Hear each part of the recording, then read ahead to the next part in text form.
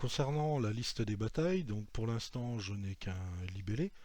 Si je prends ma maquette pour aller sur la liste des batailles, donc vous voyez que j'ai une ligne par bataille, la création d'une nouvelle bataille pour aller sur le formulaire de création d'une bataille qu'on verra plus tard, la suppression d'une bataille par exemple, sa modification et puis la gestion donc des participants à une bataille. Donc on verra aussi plus tard, parce que ça c'est un formulaire qu'on appelle complexe. Moi ce qui m'intéresse c'est juste reprendre cette liste là, hein, évidemment sur mon projet.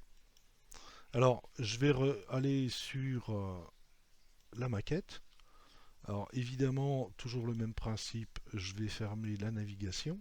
Et moi ce qui m'intéresse c'est cette partie là que je vais reprendre telle que, en enlevant évidemment les liens hypertextes que j'avais sur mes batailles. Donc je retourne dans ma vue. Donc évidemment, je vais recopier ça ici. Voilà.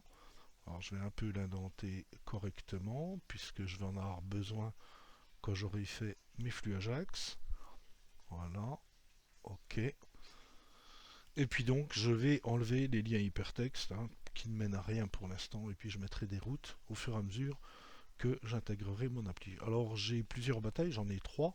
Je vais les laisser pour l'instant, il m'en faudra qu'une, puisque je vais la répéter autant de fois que j'aurai 2 batailles qui vont m'être fournies par mon flux Ajax avec des données en JSON sur mon backend, hein, et donc voilà.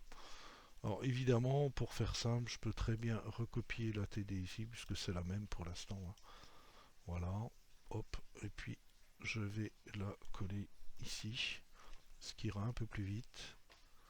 Et donc voilà, ma liste de batailles au niveau maquettage est intégrée sur mon appli. Donc voilà. Alors je vérifie évidemment. Alors j'ai pas fait de l'hyper responsive design, mais donc voilà, ma maquette est intégrée avec mon menu, hein, donc les batailles, les potions, et puis à venir évidemment les villageois.